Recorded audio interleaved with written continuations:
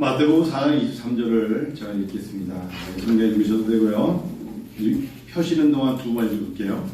예수께서 온 갈릴리에 두루 다니사 그들의 회당에서 가르치시며 천국 복음을 전파하시며 백성 중에 모든 병과 모든 약한 것을 고치시니. 자, 이제 같이 읽을까요?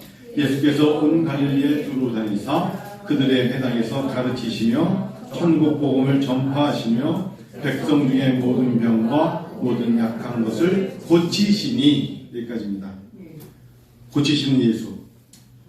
예수님은 가르치는 사역, 고치는 사역, 그리고 천국 복음을 선포하시는 사역. 그 예수님의 3대 사역이 뭐냐? 세 가지입니다. 예수님은 고치셨어요. 아멘. 여러분, 기독교는 고치는 종교예요. 흐트러뜨리고 무질서한 종교가 아닙니다. 예수님은 고치세요. 예전에는 그런 역사가 많았는데 요즘은 많이 없어요. 그러지 마세요. 예수님은 어제나 오늘이나 내일이나 동일하세요. 그건 왜 역사가 아니랄까? 우리의 믿음이 문제죠. 오래전에 어른들은 약도 변변치 않고 의사도 많지 않았지만 믿음으로 살았어요. 그래서 하나님이 역사하신 거예요. 하나님이 주실 건 똑같은데 믿음의 선배들은, 당장 우리 한 40, 50년 선배들은 아멘 하면서 그거를 문을 활짝 열고 받아갔다면, 우리들은 하나님은 똑같은데 글쎄요 이제 그만, 불가능하죠. 이러니까 하나님의 역사가 뚜렷하게 명확하게 드러나지 않는 거예요. 오늘날에 하나님은 동일하시다고요. 그러니 우리도 그 전능하신 그 크신 하나님의 능력을 하나님 믿음으로, 주신 믿음으로 받아들이면 돼요. 그때 여러분 좀 아멘 좀 크게 하세요.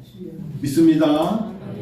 오늘 인천 이선이 기도 감사하고, 확실히 시간이 갈수록 남편이 기도를 집에서 많이 하나 봐요.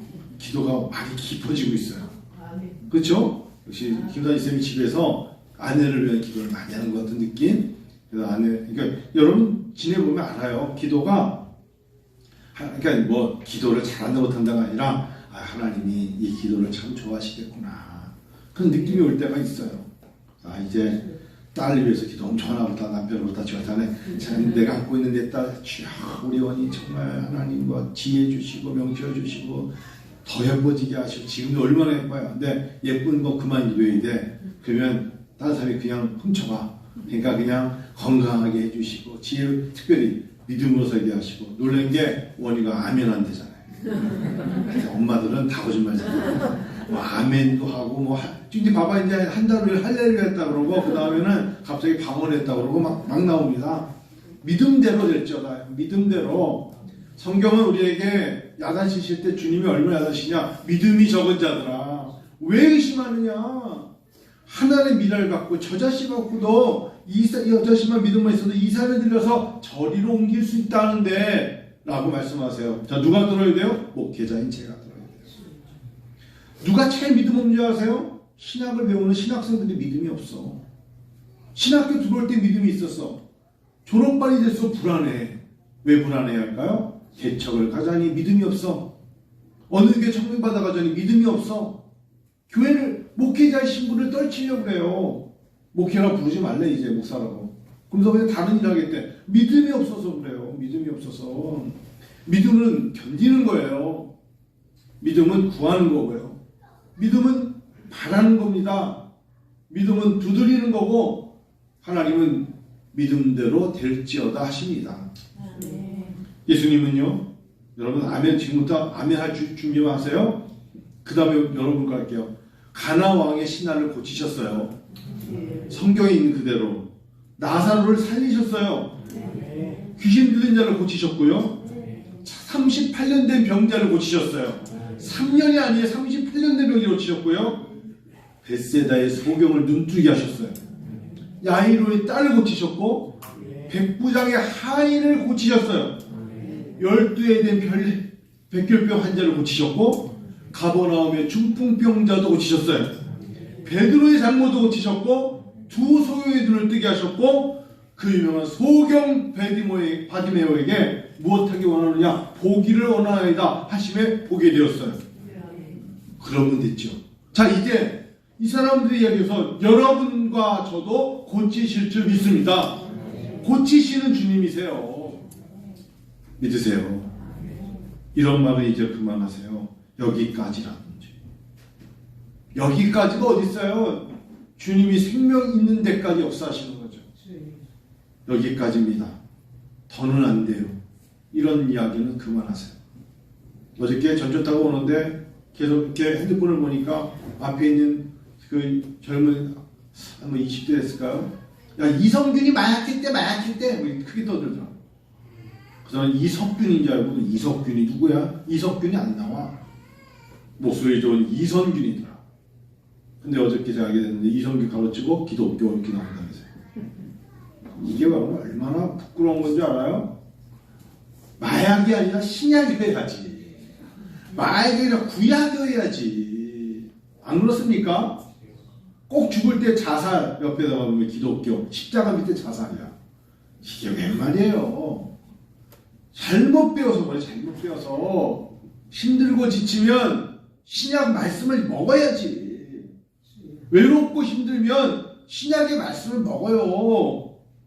내가 지금 여기까지 그만이 생각할 때는 무거운 성경책을 들어서 여세요. 그리고 아무 데나 이렇게 열고 소리 내는 대로 옛적의 선지자를 통하여 여러 부분과 여러 모양을 우리 하나님 말씀하신 하나님이 그냥 읽어요. 그러면 약은 물 있어도 먹지만 하나님 말씀은 물 없어도 먹을 수 있어. 그러면 하나님이 치료하신다고요.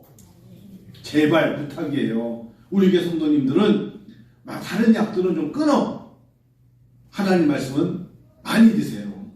그래서 드시던 약 웬만한 건 좀 그렇다고 해서 꼭 필요한 거 알고 있잖아. 눈에 좋은 약, 간에 좋은 약, 허리에 좋은 약, 뼈에 좋은 약. 이만큼 먹는다고 건강해지는 게 아니에요. 마음이 편안해야 마음이. 하나님 말씀은 심령골수를 회복시킨다 하셨어요. 저는 여러분 정말 믿어요. 하나님은 우리를 고치신 하나님. 한번 따라하십시다. 치료하시는 여호와. 출애굽기 15장 20절 나오잖아요. 나는 여호와 라파, 치료하는 하나님이라. 명확하게 하나님 말씀하시잖아요. 나는 여호와 라파라. 나는 치료하는 하나님이라. 그러면 아멘 하는 거예요. 아멘. 하나님 제 심령을 고치시고 저의 육신도 고치시고 저의 약함도 고쳐주시옵소서. 하나님은 우리의 하나님이십니다. 성경을 영어로 보면 말라기 4장 2절 볼까요? 성경 구약의 맨 마지막 말라기에 뭐라고 적혀 있습니까? 보세요. 말라기는 마태복음 바로 앞이기 때문에 멀리 이렇게 성경을 하다 보는 사람들은 말라기 하면서 창세기 온 사람들, 성경 말씀 엄청 약 안 먹는 사람들이에요. 말라기는 어디 있다고? 바로 마태복음 본문 바로 읽었던 본문 바로 앞에 있다. 4장 2절 한번 여러분 크게 한번 읽으면 정말 은혜가 될 줄로 믿어요. 시작. 내 이름을 경외하는 너희에게는 공의로운 해가 떠올라서 치료하는 광선을 비추리니 너희가 나가서 외양간에서 나온 송아지같이 뛰리라. 하나님 말씀하신 거예요. 여호와를 경외하는 사람, 하나님 아버지를 의지하는 사람에게는 공의로운 해, 의로운 해 떠올라서 치료하는 광선 부어주신다. 이때 치료하는 광선은 날개라고도 번역이 되어 있는 거예요. 하나님께서는 그냥 붙인 게 아니라 하나님의 분명하게 우리에게 현현 말씀하시고 보이시는데 여호와를 의지하고 바라보며 찬양할 때 그 마음으로 하나님께 영광 솔리데오 글로리아 하나님께 영광하며 하나님께 찬양을 드리는 성도들, 믿고 기도하는 사람들에게는 공의로운 해가, 의로운 해가 떠올라서 치료하는 강선을 그냥 부어주는 게 아니라 흠뻑 더 부어주신다. 비 내리면 여러분 우산 없이 걸으면 다 젖어요. 아무리 내가 빨리 달린다고 안 젖을 자 있습니까?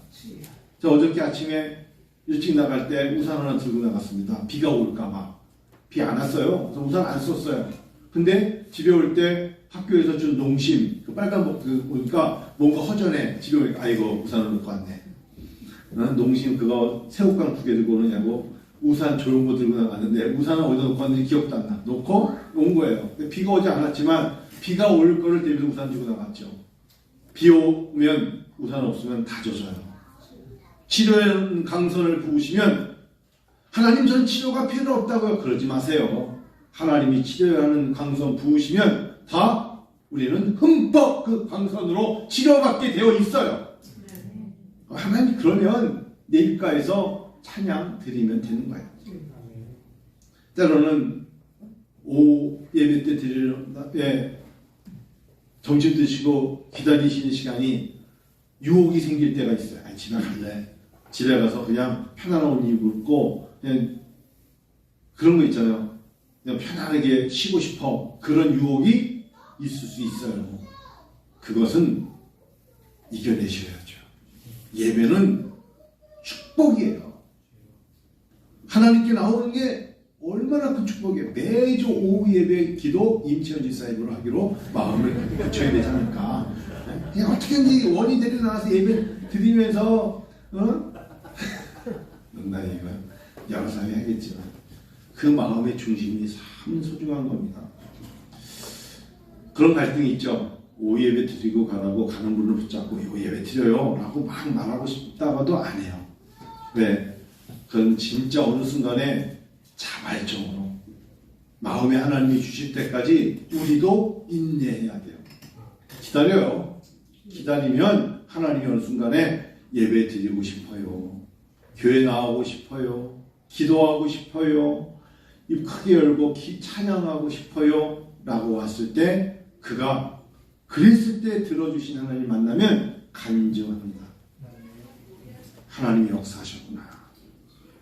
월요일날 안양대학교 체프 학생들 몇 명이나 올지 모르겠어요. 제가 100명 넘지 않을까? 100여 명 신학생들. 그러니까 제일 어려운 설교가 신학생들 놓고 설교해요. 얘들이 적으면서 이게 조직신학적인가 성경적인가 다 계산해서 성경을 들어요. 그리고 나중에 끝나고 나면 교수님은 목사이시면서 교수라는 분이 이렇게 설교하십니까? 예를 들면 갑자기 여호와 라파 그러면 여호와 라파가 나오는 배경이 뭔지를 말씀해 이런. 그래서 되게 어려운데 그럴 때일수록 저는 막무가내하게 그냥 설교하는 거야. 여기 있는 신학생 여러분 그냥 두 손 들고 할렐루야 아멘 하면 될 줄입니다. 이러면 애들이 손 안 들면 너 왜 안 들어? 너 무슨 과야? 뭐 이렇게 그러면 제가 얘네들 컴플레인해. 저 교수님 제발 좀 저 목사님을 불러다가 설교 좀 하세요. 근데 난 줄기차게 부르는 거야. 왜 그런 줄 알아요? 뭐 들었다니까 제가 설교하니까 애들이 덜 졸더래. 은혜를 많이 받는 게 아니라 아이들이 덜 졸고 저러다가 저번에 세 번째 주 아니라 일어나 그럴까봐 졸지도 못하겠더래. 마지막에 있는 놈 내가 설교하는데 핸드폰 보고 있는 애 너 일어나. 그러면 노골적으로 그럴 스타일이시기 때문에 다른 분들은 와서 옷 입고 가는데 저 목사님 왜 저러셔? 그런데 그래서 교목실에서 교목실장이 저 목사님 매주 만나보셔야겠다 그랬대. 그래 여러분 말씀 들을 때가 기회예요. 이번 주 월요일날 설교는 요한복음 16에 나오는 예수님께서 구하라 좀 너에게 기쁨이 충만하리 하셨어요. 신학생들이기 때문에 더 기도하네요. 신학생들이 헬라어, 히브리어 이런 언어 공부하다 보니까 뭘 못하느냐? 기도가 약해요. 신학교 때 기도하려면 언제 기도하니? 제가 너무 놀란 게 그 학교가 신학대학인데 기도실에 애들이 평균 잡아 한 달에 한 명 온대. 그 기도실을 뭐 하려고 만들었는지 알았어. 그 신학대학 교수는 몇 명 오냐니까 신학대학 교수는 한 명도 안 온대. 거기 한 분 교목시장님만이 12시 혼자 기도하신대.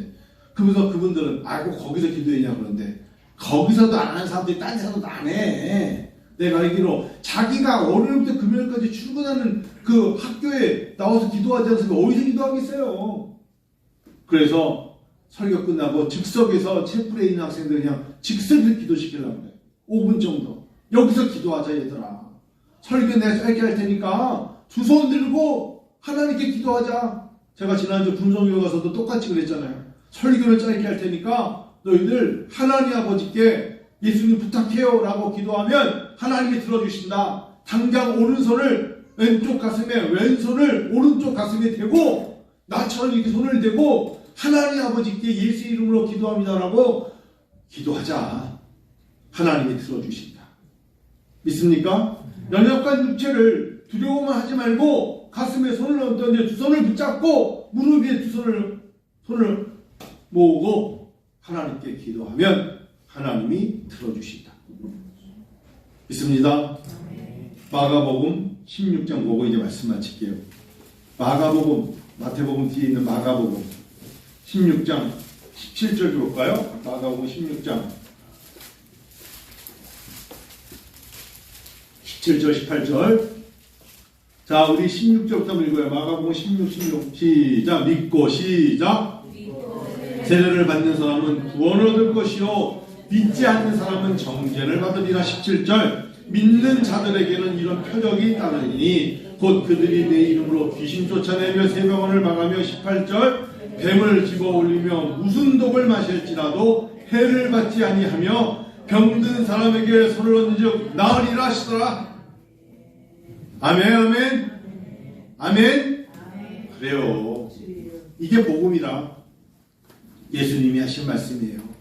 예수님이 부활하신 후에 제자들에게 하신 말씀, 명령, 권면, 조언, 이렇게 꼭 믿어라.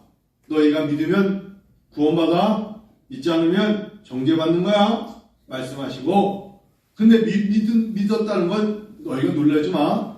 믿으면 이런 표적이 따라. 귀신 쫓아내고 세방언 말하면서, 그러면서 너희가 때로는 뱀을 집어올리고 독을 마실지라도 해받지 않아. 병든 사람에게 손 얹어봐라, 나으리라. 아멘. 요즘은 저희 이제 목회자들이 성인식 그래가지고 성교육 같은 거를 목회할 때 어떤 성도님이 목사님 저 배가 아프니까 손을 얹고 기도하면 그게 이제 성추행이 돼가지고 절대 못해요. 예전에는 엉덩이에 뭐 아프면 기도했어. 그게 여자가 남자가 마찬가지야. 어? 지금은 큰일 납니다. 그래 이게 언제부턴가 그래서 그냥 기도할 때도 2m 떨어져서 엉덩이 쥐어. 그런데 성경은 손을 얹으래잖아. 어? 어떻게 하면 좋아요? 그때 얹는 건 아니지만 믿음으로 해야 되겠죠. 점점 예수님의 말씀과 동떨어지는 시대로 갈수록에 다른 걸로 채워야 되므로 더 진심으로 더 기도해야 돼. 손을 얹을 수 있는 기회가 없어지면 어떻게 된다? 더 멀리서 10분 기도하던 거 20분 기도해야 되고 더 기도할 수밖에 없는 거예요. 왜냐하면 시대가 우리를 힘들게 하니까. 하나님의 역사는 우리에게 더 다른 걸로 요구하시는 거라고요. 믿음도 예전보다 더 간절히 구하면서. 그럴 때 하나님이 일하십니다. 그래서 점점 목회가 어렵다는 게 다른 게 아니에요. 이 다변화되고 다양하고 점점 구원을 갖다가 어떻게 설명하냐면, 이슬람이 코란도 그렇고 위로 올라가고, 불교도 위로 올라가고, 기독교로 올라가고, 카톨릭 올라가면 꼭대기 하나 만난단다. 거기에 구원이 있어. 그러니까 이슬람을 다니면 코란, 사원을 다니면 어떻고, 절에 가서 하면 어때? 그들 잘 믿다 보면 어느 경지에 이르면 거기서 딱 만나. 그래서 그 딱 만났을 때 구원받는 거야. 이게 포스트 모더니즘의 바로 다양한, 굉장히 위험한 다변화된 세상 속에서의 구원론입니다. 다원주의라고 합니다. 안 돼요. 예수만이 구원자예요. 예수만이 진리라고요. 그 외의 종교에 대해서 알 수 있어도 믿을 수도 없고 사람이 만든 거예요. 오직 예수 그리스도가 우리의 구원자이심을 선포합니다. 예수만이 진리요, 예수만이 생명이십니다. 예수를 믿는 자만이 구원을 받아요. 근데 그분이 우리에게 주신 특권이 뭐냐? 손을 얹고 기도하면 병도 낫게 해줄게. 할렐루야. 그 믿음을 끝까지 가지고 주님께 나아가는 사람들, 그게 믿음의 성도의 견인이라는 것입니다. 성도의 견인. 사람들이 오른쪽 귀를 잡아당겨도 끌려가지 말고, 왼쪽도 끌려가지 말고, 귀가 얇지 말고, 나는 예수 믿는 구원받은 백성입니다 라고 그 자리를 지키는 사람들, 그에게 주님은 구원을 베푸신다.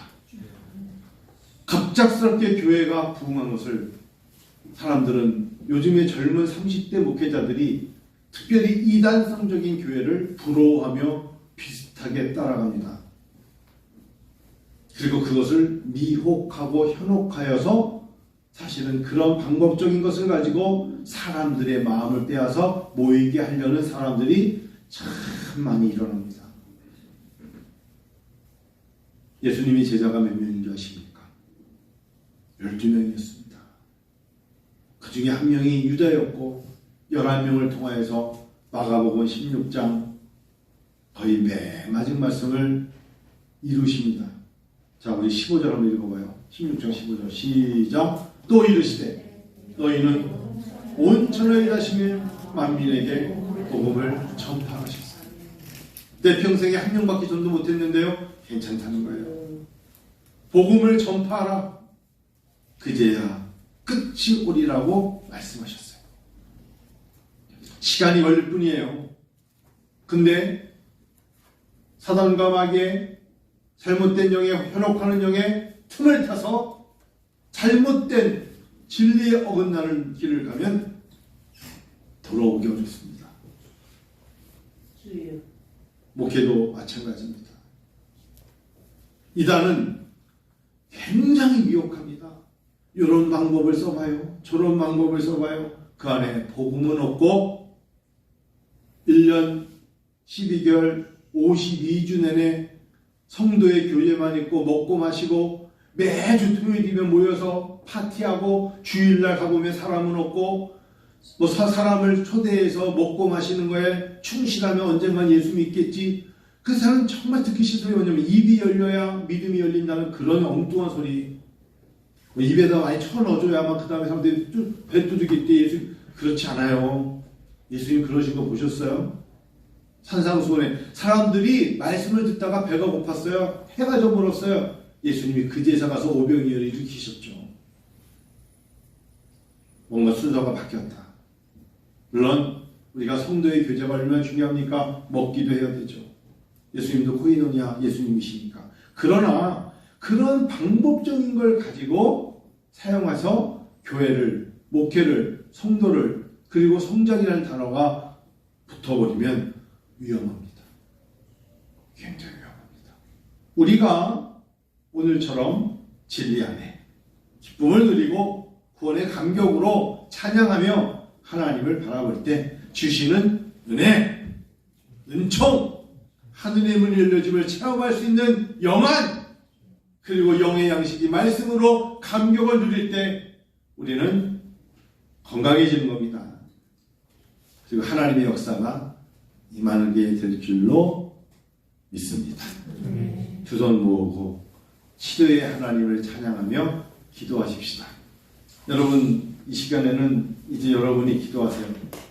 하나님 아버지께 뱀을 집어올리며 무슨 독을 마실지라도 해를 받지 아니하며 병든 사람에게 손을 얹은즉 나으리라 하시더라.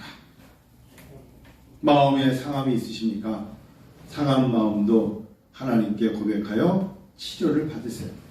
인색해지지 마세요. 냉랭해지지 마세요. 그리고 섭섭해하지 마세요. 하나님은 오늘도 일하십니다.